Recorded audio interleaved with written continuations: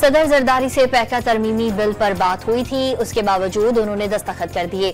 मौलाना फजल रहमान का शिकवा। Pakistan federal union of journalist का मुतनाज़े पैका कानून के खिलाफ कल यौम सियाह मनाने का ऐलान। ज्वाइंट एक्शन कमेटी ने भी PFUJ के मुल्कगीर एहतजाज की हिमायत कर दी।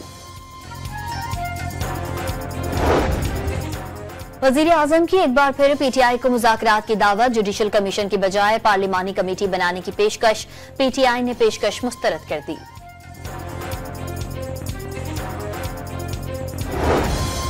वज़ीर आज़म शहबाज शरीफ से chief of naval staff admiral Naveed Ashraf की मुलाकात। पाक बहरिया की नवी अमन मशकों और पहले अमन डायलॉग की तफसीलात से आगाह किया। और जमात इस्लामी का कल महंगी बिजली और टैक्सेस के खिलाफ मुल्कगीर मुजाहिरों का ऐलान। हाफिज नईमुर रहमान ने बिजली सस्ती और टैक्स कम करने का मुतालबा कर दिया।